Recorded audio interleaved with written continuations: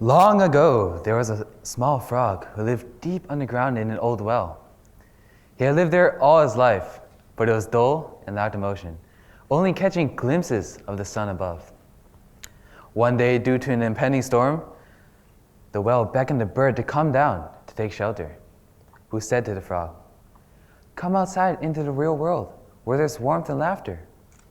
But the frog merely scoffed at the bird, thinking that the well was his only world. This is the sad story of the frog in the well, from the Chinese fable 井底之蛙. It's a story about finding opportunities. When I heard this story from my mother when I was young, I would always feel sorry for the frog. But looking back at it now, I realized that I was the frog. All my life, I knew this legend. Just imagine someone who could reach the national level in math, science, and computer science, as well as be one of the top writers at his school. I've been living in the same household as a legend all my life, my brother. As you may imagine, living under his shadow was tough. I was constantly compared by my peers and teachers, and I found myself stuck in the math team due to his influence, although math never really clicked with me. So I lacked exposures to new opportunities, and more importantly, I felt trapped in a well. I lacked the individual drive to find these new opportunities for myself, which I knew could only be done by trying new things, stepping out of my comfort zone, and taking risks. So in these situations, we are always told that making a change, for better or worse, is always better than staying still. So leaving my family for a boarding school was my first step into getting out of that well. Although I didn't know what I wanted to do at this new school, I knew I had to do something to forge my own path outside of my brother's influence. So due to all the talk and hype about computer science, I found myself learning a variety of technologies, frameworks, programming languages, but nothing too committing yet. One day, a friend suggested going to a hackathon with him, which is a gathering of designers, developers, and entrepreneurs for a day, all for the sake of innovation and utilizing primarily these computer science skills. So I went to this first hackathon of mine, primarily due to an obligation to try new things, and I didn't expect much from it. But actually being there, I realized there is much more to this thing called hackathon. I was truly able to allow my mind to wander into the realms of innovation and making, aside from all the dreary confines of schoolwork, commitments, homework. So what got me so inspired at these hackathons? Being able to brainstorm a multitude of ideas was one thing, but the thing that struck me the most was the fact that I could immediately get down to coding in the makerspace and execute on an idea that excited both me and my partner. I was able to see my app ideas come to life during these tiring gatherings, which were previously just dreams. For example, from just talk about bringing the peer tutor system online, we were able to build an incomplete but robust web application, allowing users to create virtual study groups with cool features such as virtual classrooms. Even today, I'm still in close contact with that hackathon partner.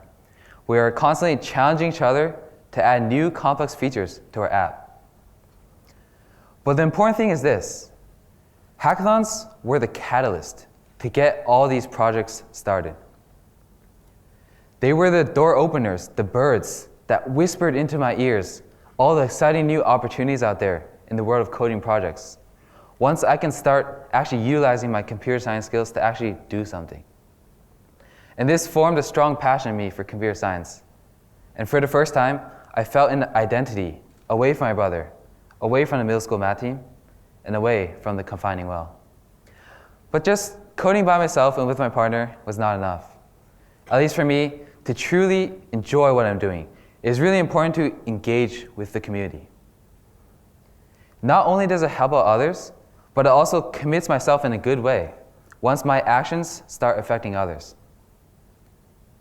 Sure, I taught Java and Python at youth summer camps. I built websites for local businesses. But this constant reoccurring thought nagged my brain. The thought that I wish I had the hackathon opportunity at an earlier age. And I realized that there's this larger need for young teens to engage with innovation. I'm not talking about all those entrepreneurship 101 courses that are starting to appear everywhere. I'm talking about learning by doing in an environment that is hands-on, engaging, and collaborative. Hackathons are just simply one subset of these kind of environments, but they too are scarce, especially at the East Coast at the high school level. So one day, my roommate suggested starting our own hackathon. Hackness, Hack New England High Schools.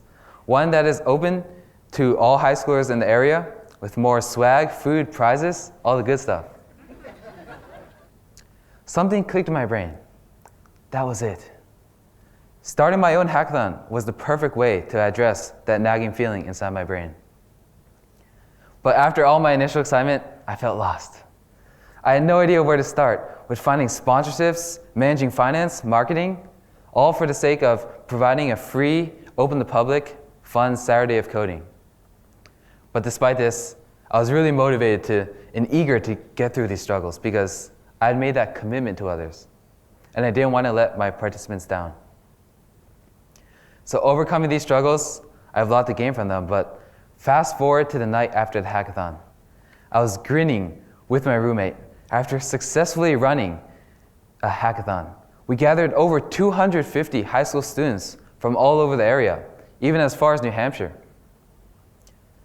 Although I was dazed, the feeling when people came up to me, thanking me for providing an experience they never felt before at school, teaming with all their ideas and projects, it reminded me of my first experience with the hackathon.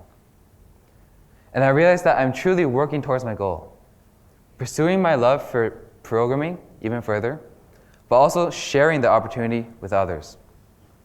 Later, I was glad to hear that even today, many teams are continuing their projects that were started at Hackness.